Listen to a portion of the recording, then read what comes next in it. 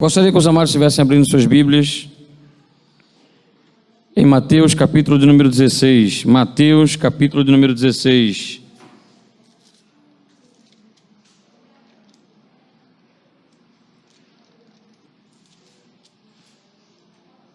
Nós vamos ler a partir do versículo 13. Mateus, capítulo 16, versículo 13 ao versículo de número 17.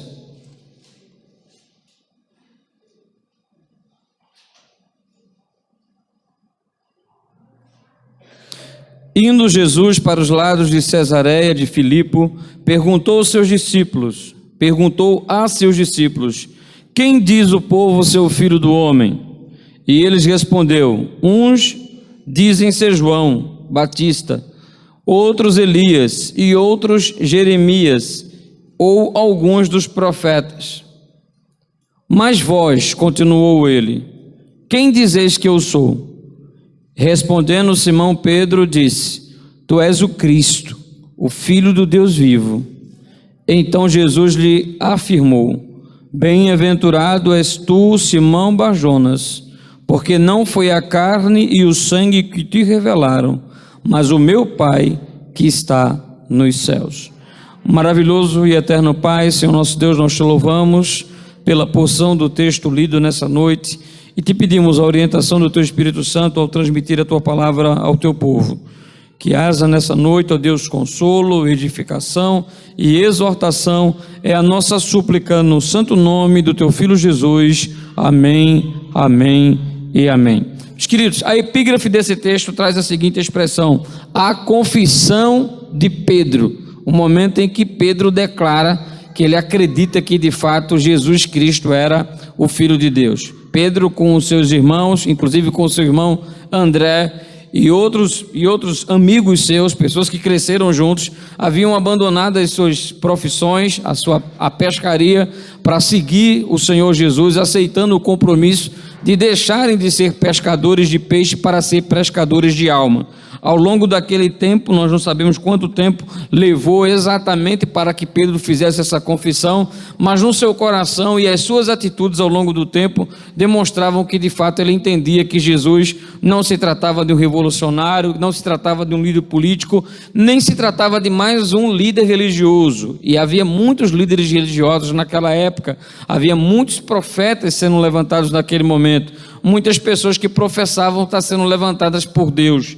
Inclusive pessoas que estavam vivendo naquele mesmo período e que se levantavam com mensagens supostamente divinas, apregoando terem sido chamadas por Deus para o ministério profético, e alguns deles foram descartados, algumas pessoas deram crédito e outros desapareceram com o passar do tempo por fato de não ter consistência nas suas palavras e nas suas atitudes.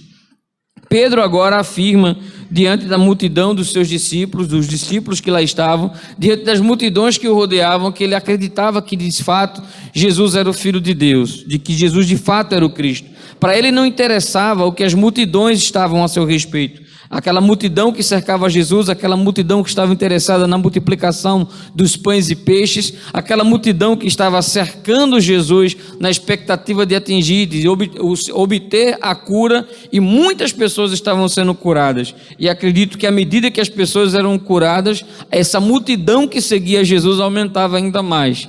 Pessoas que eram curadas acabavam sendo porta-vozes de esperança para uma multidão de outras pessoas que estavam sofrendo, que também em algum momento da sua vida tinham perdido a esperança, e ao ouvirem a mensagem de Jesus e ao ouvirem os seus feitos, os seus milagres, despertava neles o desejo ardente de também encontrar Jesus. As multidões eram levadas até Jesus na expectativa de ver os milagres, de alcançarem a graça de Deus, de terem a sua vida, os seus problemas físicos resolvidos. E a maioria, na verdade, só estava interessada em resolver os seus problemas físicos, pois a maioria das multidões que cercava Jesus não tinha interesse algum em comprometer-se com ele. Eram pessoas que estavam em busca de Jesus apenas com o objetivo de resolverem os seus problemas, de ordem financeira, de ordem relacional, na questão de alguma enfermidade física, alguma possessão demoníaca. As pessoas procuravam Jesus na expectativa de resolver os seus problemas nas mais diversas áreas da sua vida. Poucas pessoas chegaram até Jesus com a preocupação, né, acerca da salvação eterna, acerca do destino eterno da alma do homem, de como ajustarem a sua vida a Deus. Poucas foram as pessoas que fizeram expressões e confissões como a que nós vimos nessa noite através de Pedro. Pedro chega até Jesus nesse momento em que ele está mais à parte com os seus discípulos, onde ele tem a oportunidade de ter este diálogo com os seus discípulos, e nós observamos ao longo do texto sagrado de que Jesus ele acaba se destacando, ensinando princípios de lideranças fantásticos. Ora ele estava com a multidão e os seus discípulos, mas em outro momento, quando ele estava apenas com os seus discípulos, ele tinha oportunidade de ouvi-los, ele tinha oportunidade de fazer alguns questionamentos e também de ser questionados. Era um momento onde os discípulos, inclusive nesses momentos a sós, onde as multidões estavam nos seus lares e os discípulos tinham oportunidade de ter Jesus apenas para eles, que algumas perguntas eram feitas, né? Que algumas curiosidades dos discípulos elas eram afloradas e encontravam Jesus na expectativa de que de alguma maneira Jesus pudesse dar uma direção, não, dar uma resposta que pudesse acalmar os seus corações e pudesse fazer com que eles continuassem prosseguindo da maneira que sempre prosseguiram. Nós vemos no capítulo 16 o momento em que há a segunda multiplicação de pães, é um capítulo de número 15, né? Há vários eventos interessantes, né? No capítulo, a partir do versículo de número 32 ao versículo de número 39,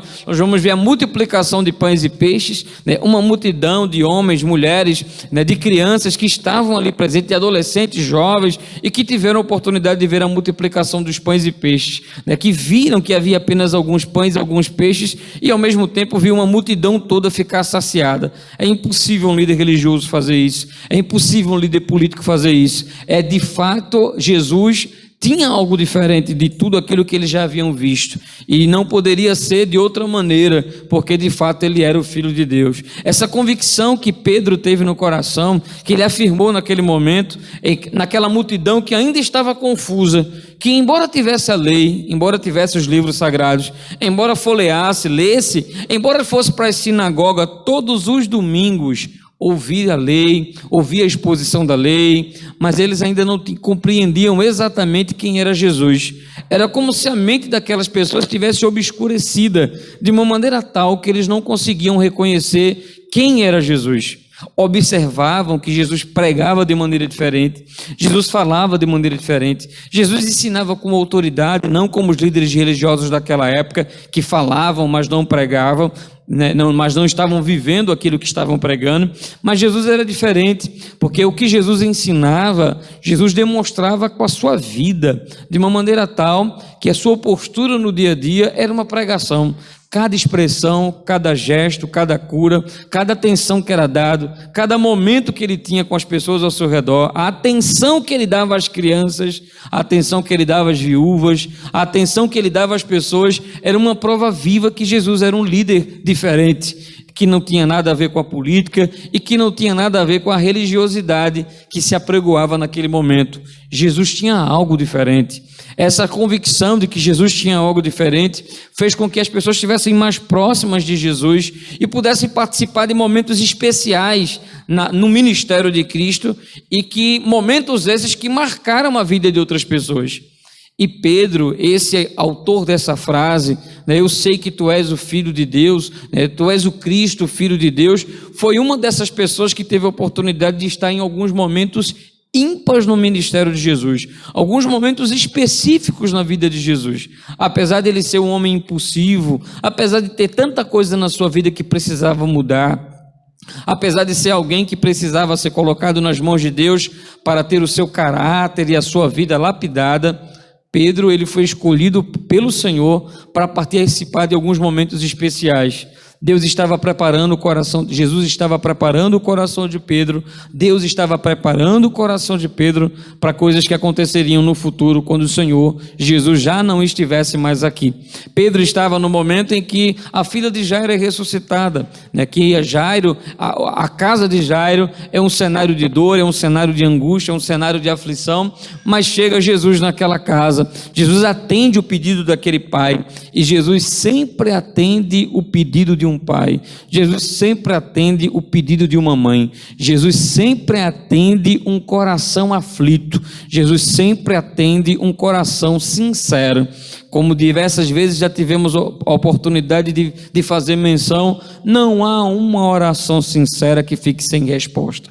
Talvez a resposta não seja aquela que nós desejamos, talvez a resposta não seja aquela que nós anelamos, talvez a resposta não seja a melhor ao nosso ver, na nossa maneira de pensar, na nossa maneira de enxergar o mundo, mas Deus sempre responde uma oração sincera. Às vezes de maneira imediata, às vezes com o passar do tempo, às vezes através de circunstâncias, às vezes através da própria palavra, mas a resposta sempre virá e não tardará. Ela vai chegar no exato momento que nós estamos precisando. Então, se você não chegou ainda, se a resposta não veio ainda, não é porque Deus está demorando, é porque Deus tem um tempo certo de agir e um tempo certo de se revelar.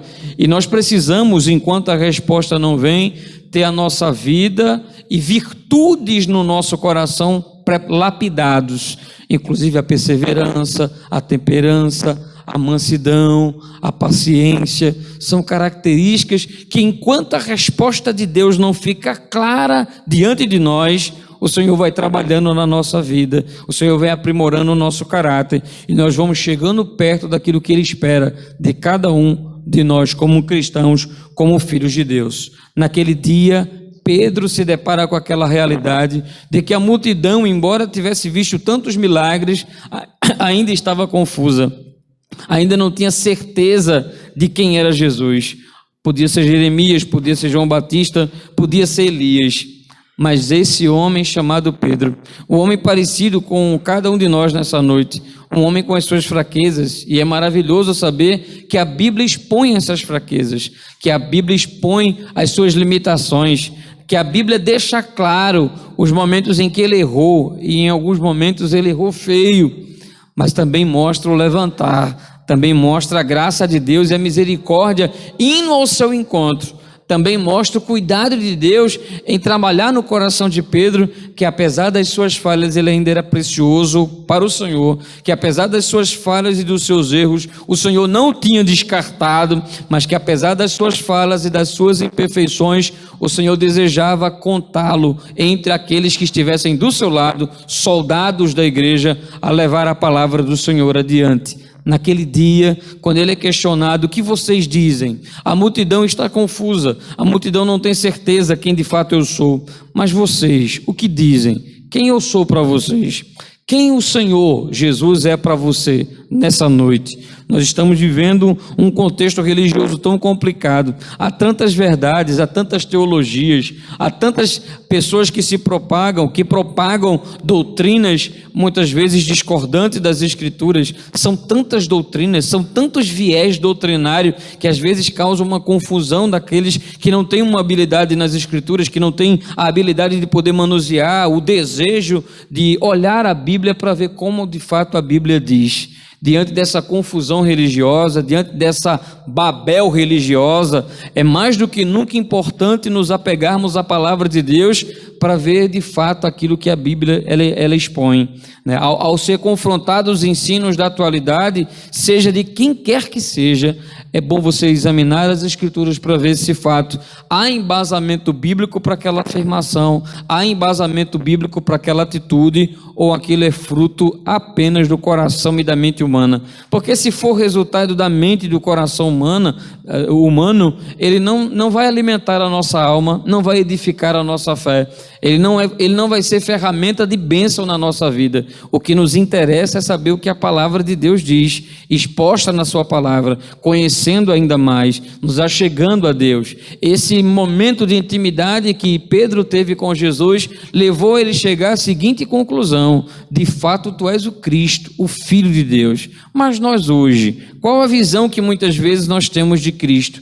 A visão do Cristo tem sido distorcida, até por aqueles que se dizem cristãos, até por aqueles que se dizem evangélicos. Parece que a cada igreja acaba fazendo com que haja um Cristo do seu jeito, um Cristo que tem a sua visão adaptada para aquela igreja, adaptada para aquele sistema religioso, um Jesus que não serve para outra denominação que pensa diferente, né? Que não serve para aquele outro grupo que pensa de uma maneira contrária, né? Então parece que cada um dos grupos religiosos acabam formando um Cristo paralelo àquilo que está nas Escrituras, acaba fazendo com que formem um Cristo e coloquem na boca desse Cristo aquilo que ele não disse. E por diversas vezes nós temos visto essa realidade. Basta dar uma olhada no campo religioso que está ao nosso redor e nós podemos de uma maneira clara observar que parece que o Cristo da igreja C não é igual ao Cristo da igreja D, né? Que o Cristo da igreja E não é igual ao Cristo da igreja F.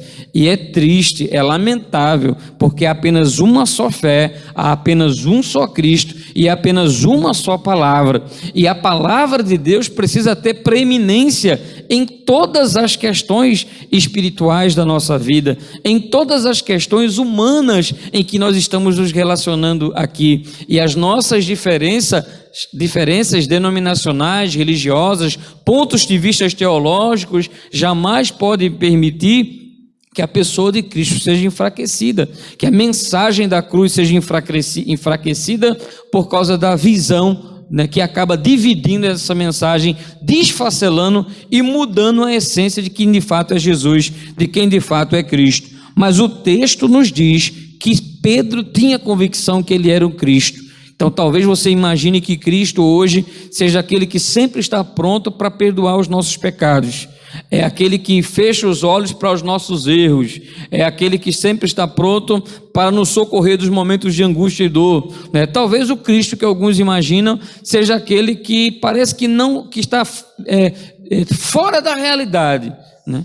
O Cristo que alguns criaram é um Cristo fora da realidade, onde eu afirmo que sou cristão, né? Mas a minha vida não condiz com essa realidade, né? A minha postura diante da sociedade não condiz com essa realidade, que eu sou cristão, né? Eu apenas sou religioso, mas eu não sou cristão, né? Eu não tenho imitado a Cristo, eu não tenho procurado a ser uma réplica de Cristo nesse mundo pecaminoso em que se encontra, né?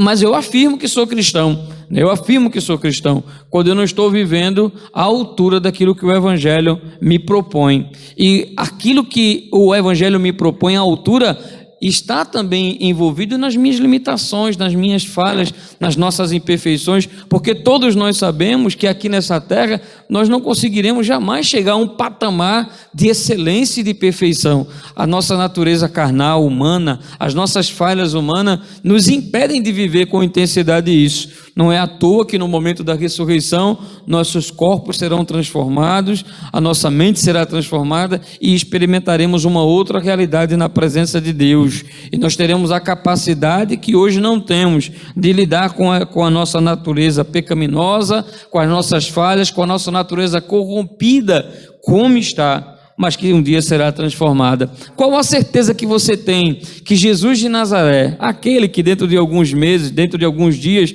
né, dentro de alguns dias, o mundo vai parar, né, sobretudo o Ocidente, não como algum tempo atrás, né, por causa da pandemia, mas ainda vai chegar o período da Páscoa, né, dentro de alguns dias vai chegar o período da Páscoa, né, vai trazer em memória a pessoa do Senhor Jesus, o sacrifício, né, vai haver alguns comerciais na TV, né, vai haver alguns filmes, algumas séries sendo trabalhadas que vai trazer em memória o que Jesus fez na cruz do Calvário. Quem de fato é Jesus para você? Que relevância há em saber que Ele é o Filho de Deus? E como saber que de fato Jesus é o Filho de Deus? Será que você apenas se conforma em saber que é filho de Deus porque você foi criado na igreja, ou foi criado dentro de uma igreja, ou pela própria cultura, né? Quase boa parte dos brasileiros que foi, de certa forma, influenciado muito pelo catolicismo, pelo cristianismo, e tem aquela imagem, não, Jesus é o filho de Deus bendito, né? Não, Jesus é o filho de Deus, e você cresce com aquela convicção, né? Com aquela certeza, com aquele aprendizagem, com aquele conhecimento, mas na prática, na realidade, isso não tem nenhum efeito positivo na sua vida, né? Você está acostumado a repetir uma frase que você ouviu dos seus pais, que você ouviu dos seus avós, mas que não traz um impacto na sua vida, de você de fato dizer, Jesus é o Filho de Deus. Ele é diferente de tudo que já passou de todo líder que já passou por essa terra. Ele é o Filho de Deus. Que evidência nós temos que Jesus é o Filho de Deus? Como nós podemos provar que Jesus é o Filho de Deus? Imagine se você tivesse a oportunidade de se deparar com alguém que diz, olha, eu não acredito em Jesus. Eu não acredito que Jesus de Nazaré era o Filho de Deus. Eu acredito que ele era um revolucionário. Acredito que ele era mais um político. Existem alguns grupos religiosos hoje no mundo que até acreditam, né? Em alguns segmentos que até acreditam na pessoa do Senhor Jesus, mas não da maneira que nós acreditamos, né? Não da forma que o cristianismo enxerga ele.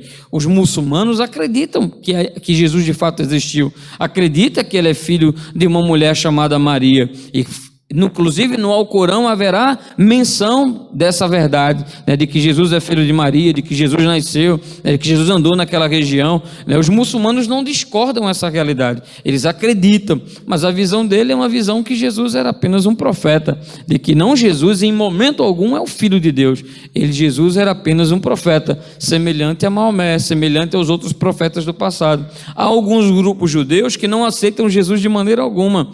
Em contrapartida, há também algumas facções do judaísmo que acreditam que Jesus é o Filho de Deus, né? Apenas para citar esses dois grupos religiosos, que é predominante no mundo e que fazem, de certa forma, frente ao cristianismo, no que se refere ao referencial da pessoa do Senhor Jesus. Como nós podemos provar para essas pessoas, né, quais seriam os argumentos que nós iríamos utilizar para essas pessoas para dizer que Jesus é o Cristo, que Jesus é o Filho de Deus, de que Jesus de fato não é nada daquilo que as pessoas imaginam, né, que boa parte dos estudiosos afirma, né, que não passa de uma lenda, que é apenas mitologia, né, que é apenas uma invenção criada para sustentar um grupo religioso, mas que não existe evidências alguma. Quais seriam então as evidências que nós poderíamos argumentar ao longo da nossa vida, da nossa caminhada, que prova que de fato Jesus é diferente, né? Que prova que Jesus é o Cristo? Em primeiro lugar, acredito que a primeira maneira de nós provarmos que Jesus é o Cristo, Filho de Deus bendito, é utilizando aquela que para nós é a nossa Constituição, é a nossa regra de fé e prática. Não há possibilidade de tentar provar para uma pessoa que Jesus é o Cristo, o Filho de Deus bendito, sem que as pessoas acreditem na Bíblia. É muito difícil tentar pregar para alguém que não dá credibilidade àquilo que nós temos como mais precioso.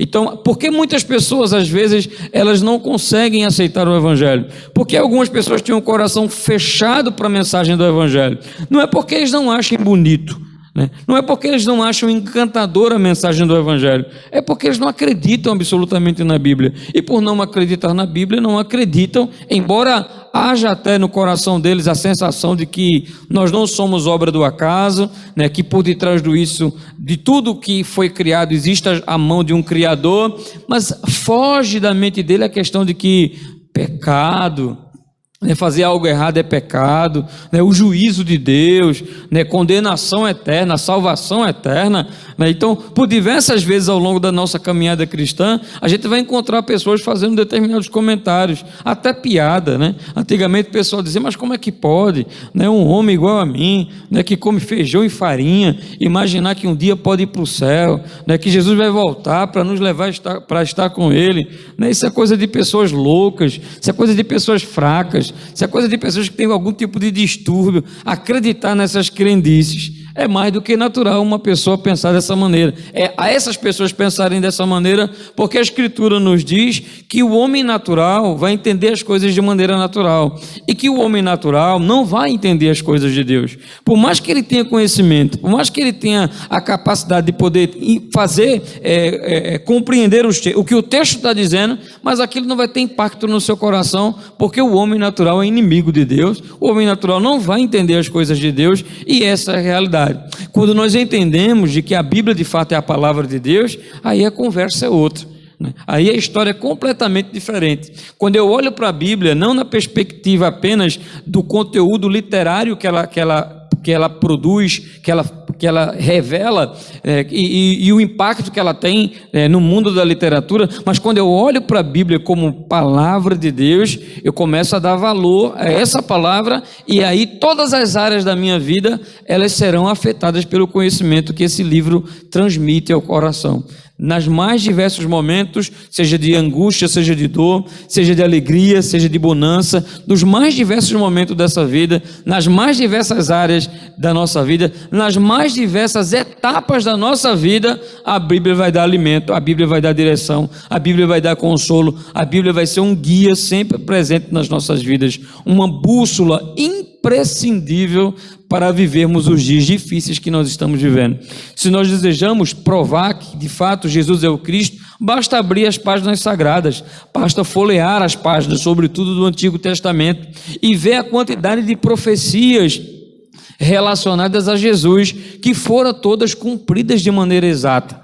Isso traz paz ao nosso coração. Era acerca dessas escrituras que o Senhor Jesus vai dizer aos discípulos, aos escribas da sua época: vocês examinam as escrituras, errais ao examinar as escrituras e não aceitar o poder de Deus. Por mais que eles examinavam as escrituras, eles não conseguiam enxergar que as escrituras estavam se cumprindo diante dos olhos deles.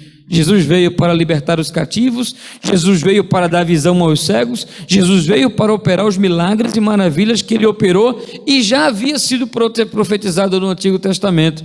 Se eles de fato conhecessem a lei e não apenas estivessem preocupados com a letra, mas com o espírito em que o conteúdo foi produzido, eles compreenderiam pelas Escrituras que Jesus era o Cristo, Filho de Deus. Foi dessa maneira que, ao encontrar os dois discípulos no caminho de Emaús, Jesus vai pegar aqueles dois homens, e diz o texto que enquanto eles estão voltando para sua casa, enquanto eles estão decepcionados, frustrados, porque eles imaginavam que Jesus era o Cristo, mas já fazia 3 dias que ele havia morrido e nada havia acontecido, e então diz o texto que Jesus vai pelo caminho falando as Escrituras. Jesus não trazia um exemplar da Bíblia nas suas mãos, Jesus não trazia os rolos, os pergaminhos que era naquela época utilizada, mas ele ia, à medida que eles iam caminhando, Jesus ia narrando as passagens bíblicas e ia mostrando aos discípulos, aqueles discípulos, as verdades preciosas que eles ainda não tinham compreendido. Diz o texto, em Lucas capítulo 24, versículo 27, de que Jesus abre o texto e mostra pelas Escrituras que de fato ele era o Cristo, o Filho de Deus.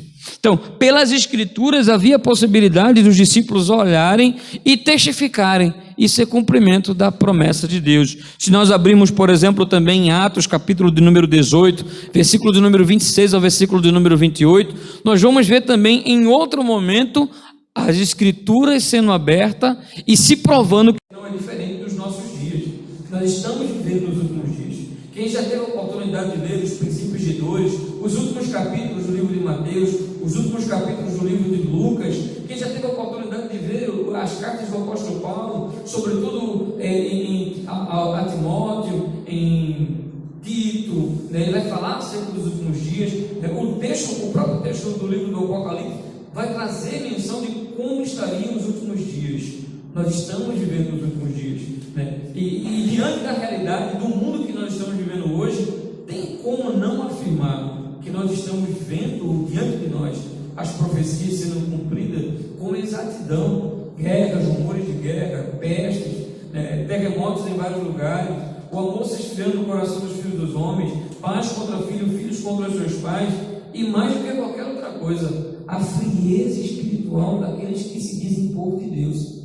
Porque por mais incrível que pareça, a Escritura vai nos dizer, vai sinalizar que nos últimos dias haveria uma grande apostasia.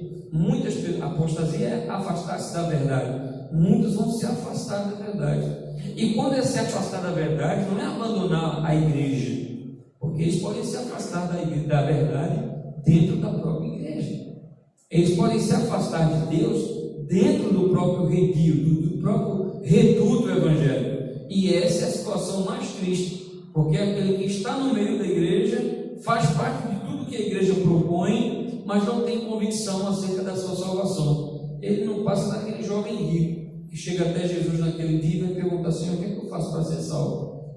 Eu estou na igreja, ele estava na igrejinha dele lá no judaísmo, ele tinha alguma ramificação do judaísmo que ele pertencia, não sabemos se era fariseu, se era saduceu, mas ele frequentava a sinagoga, ele guardava os mandamentos, era um bom filho, honrava pai e mãe, dava os seus dízimos, dava as suas contribuições, participava das festas, certamente fazia os seus sacrifícios, mas apesar de fazer tudo certinho, ele vai dizer: eu não tenho certeza da minha salvação. O que eu faço para ter a vida eterna? O que eu faço para ter de fato essa convicção no meu coração? Então, quando eu posso ser tentado a me afastar dentro da própria igreja, a me esfriar dentro da própria igreja, a viver uma vida que não é aquilo que o Senhor tem planejado para nenhum de nós. Então, mais do que nunca, nós precisamos estar firmados, atentos e vigilantes. Se nós sabemos que nos últimos dias haverá um grande número de pessoas que vão se afastar da verdade, isso deve trazer em nós um sentimento de vigilância, de tentar se apegar à verdade, dela não abrir mão, de ter o desejo de ler, ter o desejo de buscar, de compreender. Se não ler, de ouvir, atento àquilo que está sendo dito, e guardar no nosso coração aquilo que é a verdade, para não ser enganado com a mentira, para não ser enganado com o erro. E no que se refere às questões religiosas, a mentira é muito suave, o erro é muito suave, o erro não me confronta, o erro não exige muito de mim, o erro muitas vezes me faz chorar, me emociona, mexe com o meu ego. Então o erro muitas vezes vai falar justamente aquilo que eu gostaria de ouvir, e não aquilo que de fato eu preciso ouvir.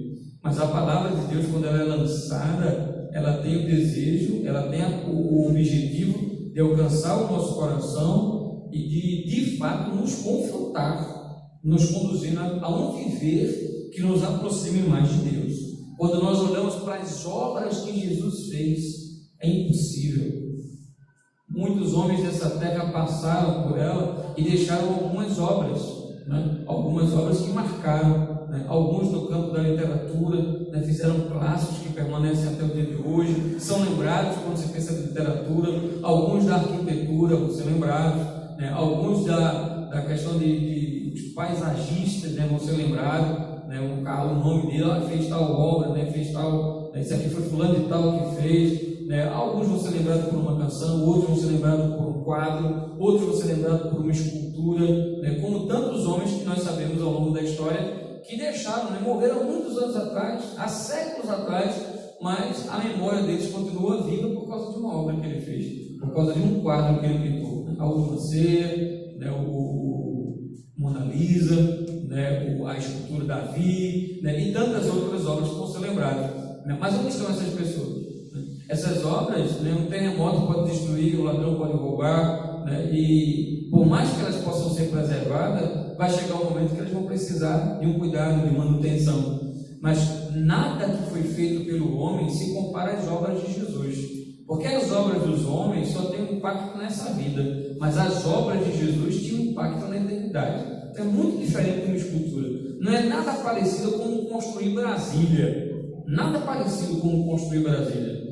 Jesus estava construindo um caráter, Jesus estava pegando pessoas totalmente destroçadas emocionalmente, jogadas ao frangalho espiritualmente, levantando, erguendo e fazendo com que essas pessoas tivessem um objetivo de vida. As obras que Jesus fez, a libertação que ele trouxe, a visão de um mundo que as pessoas passaram a ter ao ouvir Jesus, nenhum outro homem fez nessa terra, nem nenhum outro homem fará. Essa obra, as obras de Jesus foram feitas por ele e por ninguém mais. Os milagres que ele fez, que ele operou, a maneira com que ele cuidava, a maneira com que ele falava, a maneira com que ele se portava. Em tudo Jesus ensinava, desde o primeiro momento da sua vida até o último suspiro nessa terra. A todo momento Jesus nos ensinava como nós devemos agir nesse mundo, nesse teste, nesse momento de sermos extremamente provados enquanto estamos aqui. Quando nós olhamos para o ensino de Jesus, que de certa forma faz parte da obra dele, do conteúdo dele, nós começamos a observar que aquele impacto que causava no coração dos ouvintes naquela época, que não eram, seguidores de Jesus. Ele não fala igual aos fariseus, ele fala com autoridade. Jesus, quando falava com profundidade. As pessoas falavam aos ouvidos e por essa razão encantava a plateia. As pessoas admiravam a maneira que eles se portavam, admiravam o seu grego da época, admiravam o seu hebraico da época, admiravam o seu aramaico da época. Mas quando Jesus falava, Jesus não falava, as pessoas não se prendiam à oratória do idioma que ele estava utilizando. As pessoas se prendiam ao impacto que causava ao coração das pessoas. Quando ele ensinava o coração. Ele falava aquilo que ninguém falava, de uma maneira que ninguém falava, tendo a capacidade de abrir as escamas dos olhos serem abertas, caírem por terra e compreender verdades antes que pareciam ser tão distantes e ocultas. Esse é o nosso Jesus, esse é o nosso Cristo, aquele que anda de acordo com as Escrituras, que fala de acordo com as Escrituras e que tem uma vida perfeita em todo o seu caminho. Diz o texto que nele não se achou falha, nele não se achou mácula alguma. Podemos afirmar também que Jesus de fato é o Cristo, o Filho de Deus, como Pedro afirmou, porque o nome dele há poder. O nome dele há poder. O nome de nenhum outro líder religioso, político, pensador tem o impacto que o nome de Jesus tem. O nome de Jesus é o selo nas nossas orações, é o selo nas nossas consagrações, é no nome de Jesus que nos reunimos, é no nome de Jesus que celebramos. O nome de Jesus é o selo que nos garante a presença do Senhor entre nós. Ele é o selo e o nome dele está acima de qualquer outro nome. É no nome dele que nós seremos salvos e é no nome dele que tudo o que fazemos aqui, do que se refere à igreja, é no nome dele. Se cantamos é no nome dele, se pregamos é no nome dele, se oramos é no nome dele, é para que ele seja engrandecido. Quando eu digo no nome dele, é porque o meu nome, qual relevância tem o meu nome no mundo espiritual? Lembra dos espíritos, dos demônios que chegaram naquela ocasião e disseram: olha, nós conhecemos Paulo, nós conhecemos, mas vocês quem são? Quem somos nós?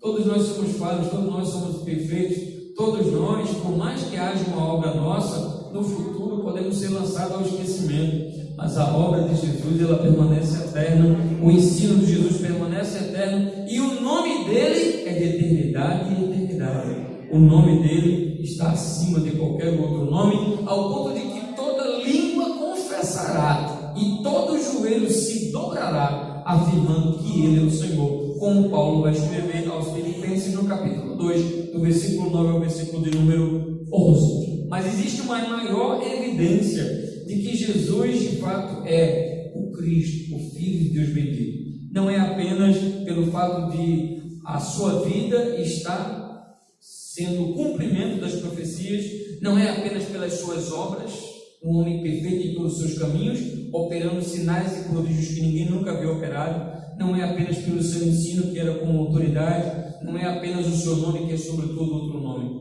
mas acredito que uma das maiores evidências que nos mostra que Jesus é de fato o Filho de Deus é o poder que ele tem para transformar vidas. Observe que o texto vai nos dizer em 2 Coríntios capítulo 5, versículo 7, nova criatura, as coisas velhas já passaram e as que tudo se fez. A realidade da nova criatura é uma evidência que de fato Jesus é o Cristo. Imagina como nós estávamos antes de conhecer a Cristo e como é a nossa vida hoje. Faz diferença os ensinos de Cristo, a vida de Cristo, as obras de Cristo, a oração, quando nós oramos em nome do Senhor Jesus, tem feito diferença? para a nossa vida, seria impossível estarmos aqui se não reconhecêssemos de fato. O que fez a minha vida ser hoje diferente é saber que a pessoa do Senhor Jesus faz parte dela. Que Deus nos abençoe, que Deus nos ajude dia após dia. Que a realidade de um Jesus, não de longe, porque alguns preferem seguir Jesus de longe. Seguir Jesus de longe é perigoso, porque eu fujo quando eu desejo. Lembra de Pedro? De longe começa a seguir, né, Jesus, vendo o que vai acontecendo. Quando é pressionado, simplesmente escapa, foge. Como aquele rapaz que também seguia de longe, envolto no pano, olhava Jesus de longe no momento da prisão de Jesus. Seguir de longe é fácil, é só receber os benefícios de Deus, mas não se comprometer com Ele. Se você entende que Ele é o Cristo, se aproxime dele, entrega o teu caminho ao Senhor, confia nele, como Ele fala. Aquieta o teu coração, repousa nele. Nós temos um Deus que não dorme, e nós temos um Cristo que virá. Deus abençoe em nome do Senhor Jesus. Maravilhoso e eterno Pai, Senhor nosso Deus, nós louvamos pela tua bondade, pela tua misericórdia e pela tua graça. Te louvamos pelo privilégio de sabermos, de termos convicção de que de fato Jesus é o teu Filho amado, é o Messias, é o Cristo enviado às nações, e te louvamos pela certeza que nós temos que precisamos nos preparar para se encontrar com Ele. Perdoa-nos, ó Deus, as nossas falhas, as nossas imperfeições e as vezes que temos nos portado diferente daquilo que o Senhor espera. Tem misericórdia de nós.